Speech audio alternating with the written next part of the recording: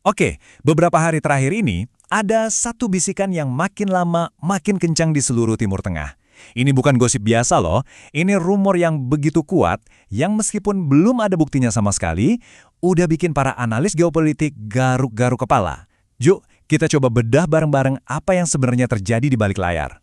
Dan inilah pertanyaan utamanya, yang paling bikin geger. Coba bayangin deh, kalau ini beneran terjadi, peta kekuatan di sana bisa berubah total.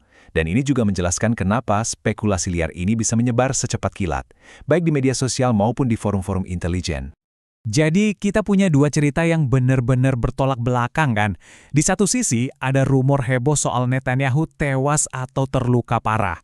Di sisi lain, ya penjelasan yang paling masuk akal, ini cuma propaganda perang buat bikin kacau. Biasanya nih, kita mungkin bakal berhenti di situ aja. Tapi kali ini ada yang aneh. Nah, disinilah ceritanya jadi makin menarik. Para ahli bukannya langsung nolak mentah-mentah rumor ini. Kenapa? Karena ada beberapa kejanggalan, hal-hal aneh yang bikin spekulasi ini nggak mati-mati. Oke, petunjuk pertama kita, dan ini petunjuk yang besar banget, adalah keheningan. Sunyi senyap. Aneh banget kan? Apalagi ini datang dari seorang pemimpin yang biasanya paling vokal, terutama pas negaranya lagi dalam krisis. Biar kita paham kenapa diamnya dia ini aneh, kita mesti lihat kebiasaannya deh.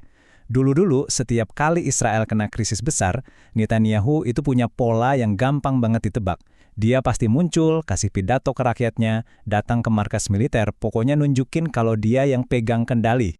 Nah, kali ini polanya itu rusak total.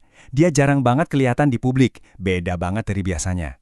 Buat orang-orang yang udah ngamatin dia bertahun-tahun, ini jelas sebuah anomali besar. Ada yang nggak beres.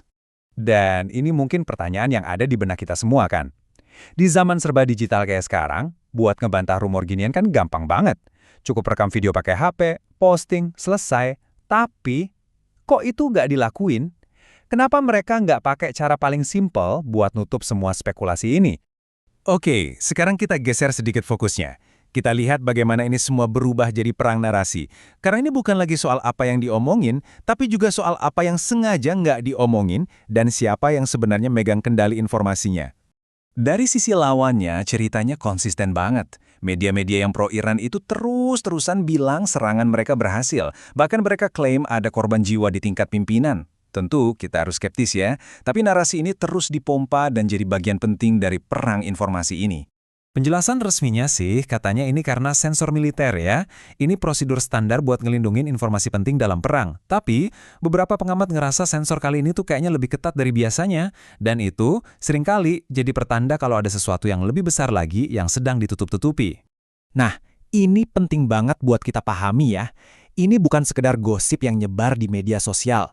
Rumor ini udah sampai ke forum-forum intelijen dan geopolitik yang serius, tempat para analis ngebahas ini, bukan sebagai fakta, tapi sebagai sebuah kemungkinan yang harus diwaspadai. Kenapa para ahli waspada? Karena sejarah udah ngajarin kita. Udah sering banget terjadi, kabar buruk soal kondisi pemimpin, entah itu sakit parah atau cedera, sengaja ditahan dulu pengumumannya. Tujuannya apa? Buat jaga stabilitas negara, biar nggak panik, sambil mereka nyiapin siapa penggantinya. Oke, sekarang coba kita lihat gambaran besarnya. Kenapa sih rumor ini jadi sepenting ini? Ini bukan cuma soal nasib satu orang. Ini soal potensi efek domino yang bisa mengguncang seluruh kawasan. Kalau di dalam Israel sendiri, dampaknya bakal langsung berasa. Pertama, bakal ada kekosongan kepemimpinan. Langsung bikin bingung kan di pucuk pimpinan?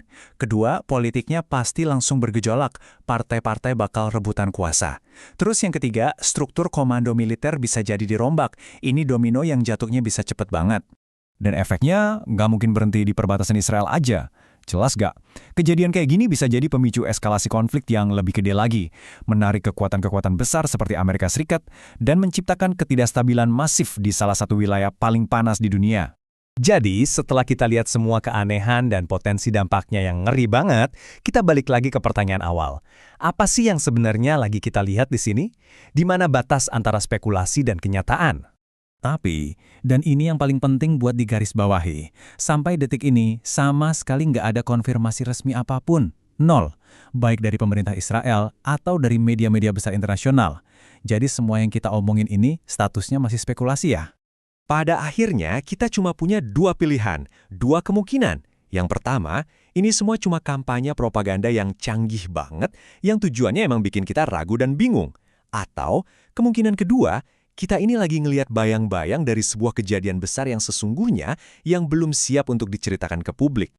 Propaganda atau bayangan dari cerita yang belum terungkap? Jawabannya, mungkin sedang ditunggu oleh seluruh dunia. Dan pertanyaan ini ngingetin kita satu hal penting dalam setiap konflik. Korban pertama dari perang adalah kebenaran itu sendiri.